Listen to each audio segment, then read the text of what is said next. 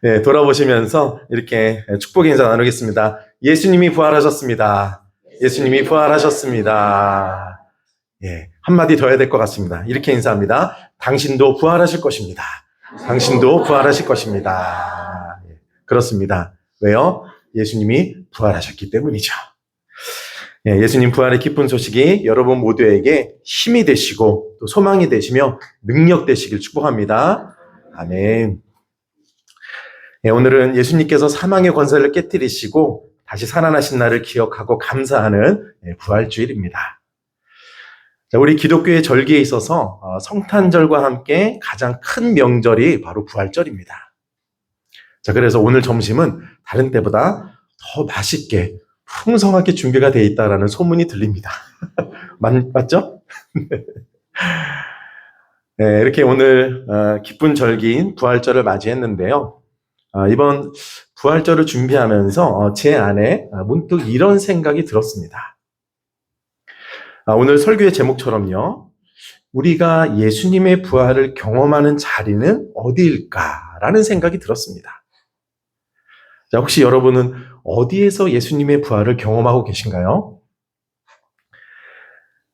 똑같이 기독교의 큰 명절이긴 하지만 이 성탄절과 부활절을 맞이하는 풍경은 참 많이 다른 것 같습니다. 성탄절은 전체적으로 좀 들뜬 마음으로 한 달 전부터 트리를 설치하면서 또 기다리는 시간입니다. 또 하루 전날 저녁에는 별도로 모여서 온갖 재롱을 부리면서 또 함께 기뻐합니다. 요즘은 많이 사라지긴 했지만 밤을 꼬박 새면서 새벽송을 돌기도 합니다. 아마 여러분도 그런 경험이 있으실 것이라고 생각을 합니다. 자, 그런데 부활절은요, 참 많이 다릅니다. 앞에 사순절이 있기 때문에 40일 동안 전반적으로 좀 무거운 시간을 보냅니다. 자, 그렇게 무거운 분위기의 40일을 보내다가 부활절 이날 하루 기뻐합니다. 제가 이 생각을 하니까는요, 부활절이 너무 아쉽다라는 생각이 들었습니다. 의미는 성탄절 못지않게, 아니 어떻게 보면 그 이상으로 너무 중요하고 기쁜 날인데 기뻐하는 날이 단 하루이기 때문입니다. 자, 그래서요, 할 수 있다면 부활절 새벽에 부활 찬송을 부르면서 새벽송을 도는 것은 어떨까라는 생각이 들었습니다. 여러분 어떻게 생각하세요? 우리 교회에서 한번 최초로 시도를 해볼까요? 의미를 보면 맞는 것 같아요. 자, 그런데요, 제가 이와 같은 생각을 하다가 이런 질문이 떠올랐습니다. 성탄절도 그렇지만 부활절도 우리가 교회 안에서만 경험하고 있는 것은 아닌가? 교회 안에서는 성탄절을 느끼고 부활절을 느끼는데 교회 바깥을 나가는 순간 못 느끼면서 살아가는 건 아닌가? 그런 생각이 들었습니다. 자, 이런 생각을 하다가요, 제 과거에 몇몇 장면이 떠올랐습니다. 밤새 성탄절 새벽송을 돌았던 탓에 잠을 한숨도 못 자서 정말 비몽사몽간에 성탄절 예배를 드리고 집에 도착하는 순간 바로 뻗어버렸던 저의 모습이 생각났습니다. 또 부활주일 저녁에 그동안 열심히 준비했던 칸탄타가 끝나고 집에 도착하는 순간 마찬가지로 지쳐서 뻗어버렸던 저의 모습이 생각났습니다. 자, 그렇게 저의 성탄절과 부활절은 집에 들어가서 뻗어버리면서 끝났던 것이 생각났습니다. 성탄절과 부활절을 둘러싼 제 대부분의 기억이 그렇게 교회 행사로만 채워져 있는 것이 생각이 났던 것입니다. 자, 그러면서 한편으로요, 그게 정말 맞는 걸까? 라는 생각이 들었습니다. 성탄절도 그렇지만 부활절을 교회에서만 경험하고 느끼는 것이 맞는 건가? 라는 생각이 떠오른 것입니다.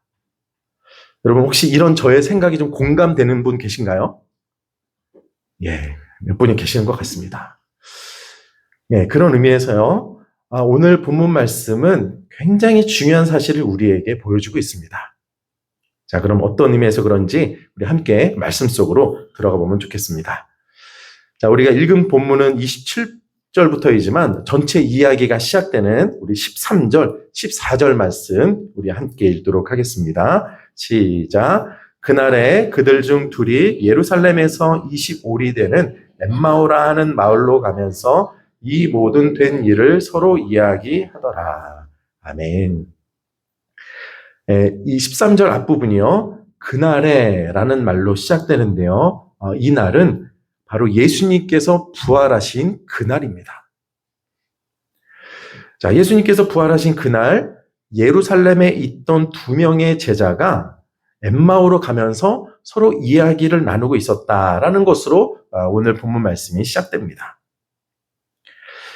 자, 여기서 엠마오는요, 예루살렘으로부터 약 10km 정도 떨어진 곳으로 두 제자가 예루살렘을 떠나 그 엠마오를 향해서 걸어가고 있었던 것입니다.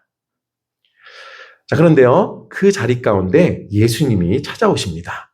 자, 이어지는 15절, 16절 말씀 함께 읽도록 하겠습니다. 시작.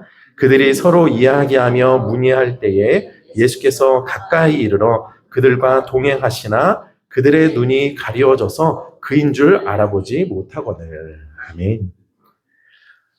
두 사람이 이야기 나누면서 걸어가던 어느 순간 예수님이 슬그머니 그들 가운데 찾아오십니다. 자, 그런데 그 두 사람이 예수님을 알아보았다고 했나요? 몰라보았다고 했나요? 예, 몰라보았습니다. 알아보지 못했습니다. 자, 그리고 성경은 그 이유를 16절 밑줄 그어져 있는 것처럼 그들의 눈이 가려졌기 때문이다 라고 말씀하고 있습니다. 자, 그때 예수님이 그들에게 이렇게 물어보십니다. 17절 말씀 함께 읽겠습니다. 시작. 예수께서 이르시되 너희가 길 가면서 서로 주고받고 하는 이야기가 무엇이냐 하시니 두 사람이 슬픈 빛을 띠고 머물러 서더라. 아멘. 예수님이 두 사람이 지금 무슨 대화를 나누고 있는지 궁금하셨습니다. 그래서 물어보셨습니다. 자, 근데 그때 두 사람의 얼굴이 어땠다고 하나요? 예, 슬픈 빛이 가득했다라고 합니다. 자, 그러면 이때 왜 이 사람들의 얼굴이 이렇게 슬픈 얼굴이었을까요? 이어지는 내용을 보면은요, 두 사람이 예수님의 십자가 달리신 이야기도 하지만 예수님이 다시 살아나신 부활 소식 이야기도 합니다. 자, 그러면서 다음과 같이 말하는데요. 우리 24절 말씀 함께 읽도록 하겠습니다. 시작. 또 우리와 함께한 자 중에 두어 사람이 무덤에 가 과연 여자들이 말한 바와 같음을 보았으나 예수는 보지 못하였느니라 하거늘. 아멘. 예수님 무덤을 찾아갔던 여인들이 천사를 만났다는 것, 그래서 예수님이 부활하셨다라는 그 소식을 들었다는 이야기를 이 두 명의 제자도 듣게 되었습니다. 자, 그리고 그 뒤에 다른 두 명의 제자가 찾아가서 예수님의 빈 무덤을 확인했다라는 그 소식도 듣게 되었습니다. 자, 여러분, 그럼 이 엠마오로 가는 두 제자가 예수님의 부활 소식을 들은 건가요? 안 들은 건가요? 들었습니다. 예, 구체적인 상황까지 들었습니다.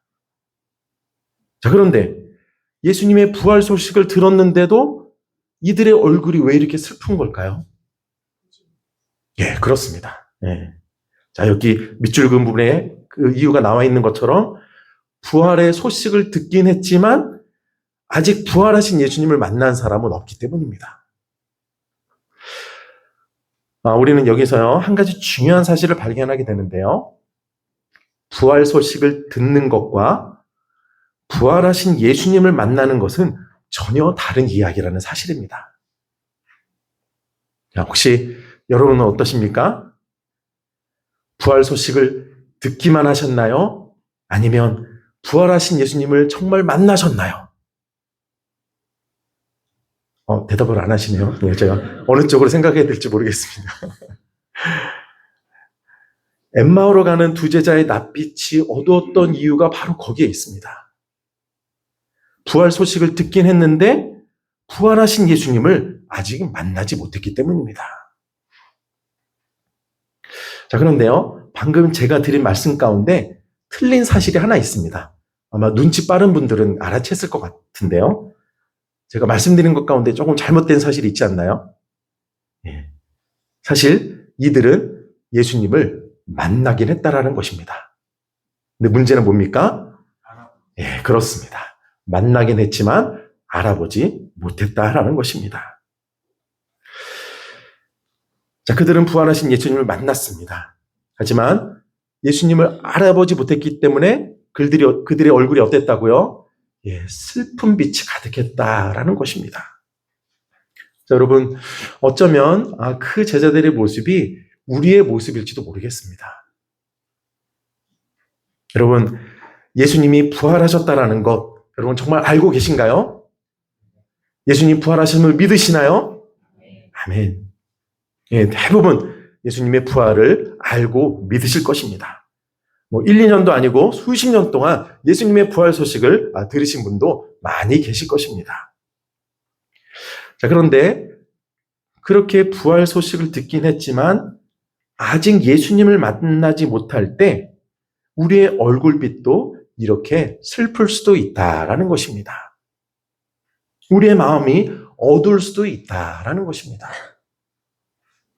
자, 그런 의미에서요, 저는 간절히 소망합니다. 저는 저와 여러분이 정말로 부활 소식을 들을 뿐만이 아니라 부활하신 예수님을 만나게 되기를 간절히 소망합니다. 그래서 우리의 얼굴빛이 달라지게 되기를 축복합니다. 아멘. 얼굴빛이 슬펐던 두 사람이 변화되는 장면이 이어서 나오는데요. 우리 오늘 본문 31절 말씀 함께 읽도록 하겠습니다. 시작. 그들의 눈이 밝아져 그인 줄 알아보더니 예수는 그들에게 보이지 아니하시는지라. 아멘. 네, 어느 순간 두 사람의 눈이 밝아져서 드디어 부활하신 예수님을 알아보았습니다. 드디어 부활하신 예수님을 제대로 만나게 된 것입니다. 자, 여러분, 그렇다면 어떻게 갑자기 이들의 눈이 밝아지게 된 걸까요? 눈이 침침해서 잘 안 보였다가 어느 순간 초점이 맞춰져서 보이게 된 걸까요? 앞에 보면은요, 이 사람들의 눈이 열리게 된 과정이 나오는데요. 우리 오늘 본문 27절 말씀 함께 읽도록 하겠습니다. 시작. 이에 모세와 모든 선지자의 글로 시작하여 모든 성경에 쓴 바 자기에 관한 자세히 설명하시니라. 아멘. 함께 길을 걷던 예수님께서요, 그들에게 성경을 가르치기 시작하셨습니다. 자, 여러분, 이때 예수님이 가르치신 성경이 구약 성경일까요? 신약 성경일까요? 예, 좀 애매하시죠? 근데 이때는 신약 성경이 쓰여지지 않았는 때였기 때문에 구약 성경입니다. 자, 그런데 그 모든 성경이 누구에 관한 것을 말씀하고 있다라는 건가요? 예, 그렇습니다. 구약 성경이지만 구약 성경이 예수님을 예언하고 가리키고 있다. 그렇기 때문에 그 사실을 예수님이 제자들에게 알려준 것입니다. 자, 그러자 이들이 예수님과 더 많은 시간을 함께하고 싶다라는 생각이 들었습니다. 자, 그래서 해가 지고 좀 어두워져서 조금 더 머물자고 부탁을 드려서 여관 같은 곳에 들어가게 되었는데요. 그때 그곳에서 이런 일이 일어납니다. 우리 30절, 31절, 우리 중반까지 말씀 함께 읽겠습니다. 시작. 그들과 함께 음식 잡수실 때에 떡을 가지사 축사하시고 떼어 그들에게 주시니 그들의 눈이 밝아져 그인 줄 알아보더니. 아멘. 예, 그곳에서 그들과 무엇을 하셨다고요? 예, 식사를 하셨습니다. 아마 저녁 식사였을 것입니다. 자, 그때 예수님께서 축사하신 떡을 나눠주셨는데 바로 그 순간 그들의 눈이 밝아져 부활하신 예수님을 바라보게 되었습니다. 자, 여러분, 이 장면이 어디서 많이 본 장면처럼 느껴지지 않나요? 축사하시면서 떡을 떼어주시는 장면. 예, 그렇습니다. 마지막 만찬, 제자들과 함께 식사하시면서 성만찬을 하셨던 그 모습입니다. 자, 그런데 중요한 것은요, 어떤 자리에서 그 일을 지금 하고 계시느냐 하는 것입니다. 여러분, 지금 예수님이 교회에서 하고 계시나요? 아니면 어떤 다른 특별한 장소에 하고 계신가요? 예, 그렇지 않습니다. 그들과 이런저런 대화를 나누는 식사 자리에서 그 일을 행하고 계신 것입니다. 그리고 그때 그들의 눈이 열려지게 된 것입니다. 그들의 눈이 열릴 때 두 개의 과정이 있는 것을 우리가 보게 되었습니다. 하나는요, 예수님께서 말씀을 가르쳐 주시는 것이었습니다. 자, 그 과정을 오늘날로 얘기하면 예배라고 할 수 있고요. 그 장소는 교회라고 할 수 있습니다. 주로 말씀이 전해지고 말씀이 가르쳐지는 곳은 교회이기 때문이죠. 자, 그리고 또 하나는 함께 식사를 하는 것이었습니다. 자, 그때 식사하는 자리는 일상의 자리라고 할 수 있습니다. 자, 따라서 이러한 두 개의 과정 속에서 그들의 눈이 열렸고 부활하신 예수님을 만난 것이라고 정리할 수 있습니다. 예배를 통해 말씀을 들었고 일상의 자리에서 예수님을 만난 것, 그 두 가지가 그들의 가려졌던 눈을 밝혀주었던 것입니다.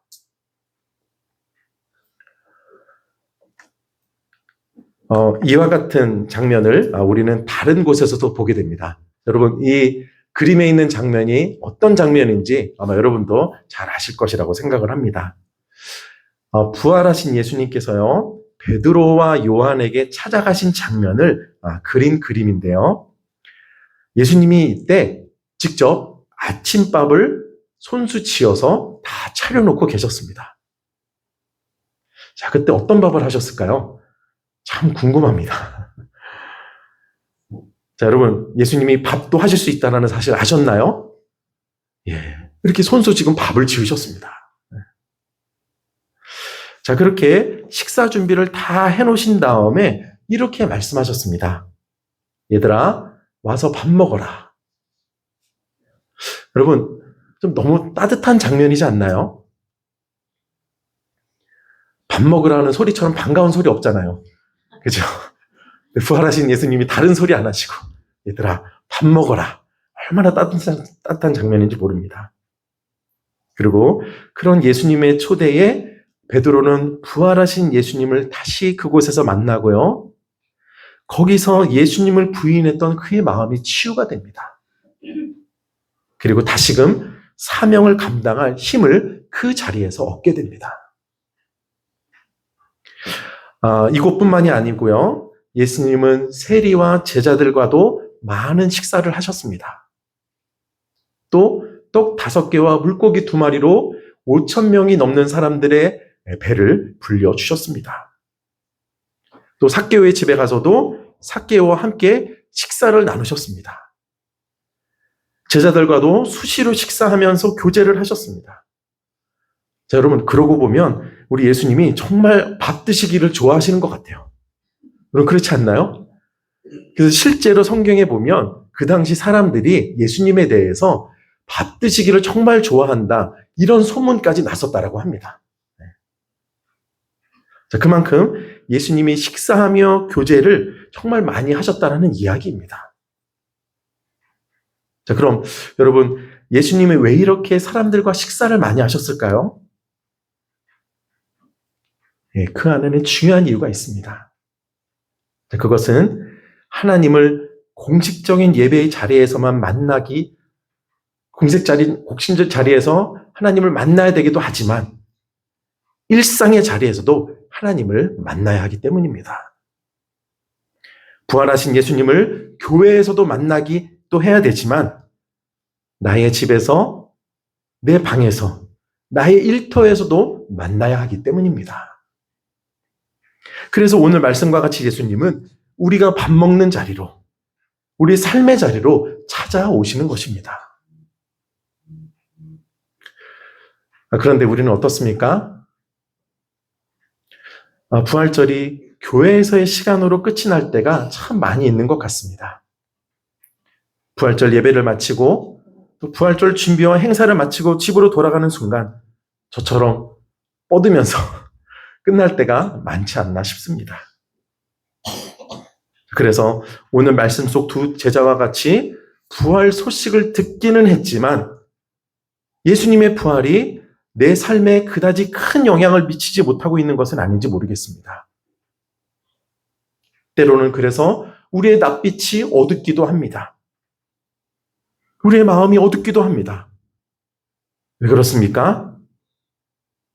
우리 삶의 자리에서 부활하신 예수님을 만나지 못했기 때문입니다. 그렇기 때문에요, 여러분, 우리는 이 모습을 너무 당연하게 여기면 안 됩니다. 그대로 두어서는 안 됩니다. 우리의 부활절이 교회에서의 시간으로 끝나는 것을 당연하게 생각하면 안 된다라는 것입니다.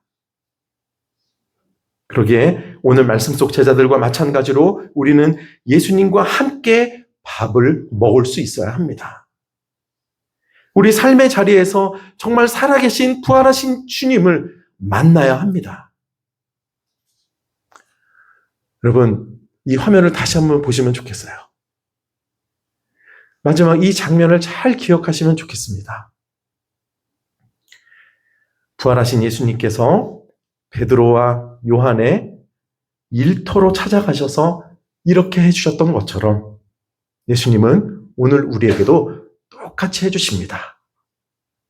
예배 드릴 때 우리 교회에도 찾아오시지만 우리 삶의 자리에 우리가 밥을 먹을 때, 학교를 갈 때, 일하러 갈 때 그 자리 가운데도 찾아오신다라는 것입니다. 그러면서 손수 밥을 차려주시면서 우리에게 이렇게 말씀하십니다. 얘야, 와서 같이 밥 먹자. 이렇게 우리를 초대하십니다. 여러분, 여러분을 부르시는 이 예수님의 음성에 여러분은 어떻게 반응하시겠습니까? 밥을 같이 드시겠습니까? 드셨으면 좋겠습니다. 원하기는 예수님과 함께 밥을 같이 먹는 저와 여러분 되었으면 좋겠습니다. 그래서 예수님과 함께 밥을 먹는 그 순간 저와 여러분의 눈이 밝아지게 되기를 소망합니다. 그리하여 교회에서뿐만이 아니라 우리 삶의 자리에서도 부활하신 예수님을 만나게 되기를 간절히 소망합니다. 저와 여러분의 부활절이 교회에서 끝나는 것이 아니라 우리 삶의 자리에서도 계속될 수 있기를 소망합니다. 그래요, 부활하신 예수님을 만난 두 제자가 다시 사명의 자리로 힘을 내서 돌아간 것처럼 부활하신 예수님을 만난 베드로가 실패와 아픔을 이기고 다시 힘을 내고 일어설 수 있었던 것처럼 부활하신 예수님을 만남으로 다시 힘을 내고 우리가 걸어가야 될 믿음의 길, 사명의 길을 끝까지 걸어가는 저와 여러분 모두가 되시기를 간절히 축원드립니다.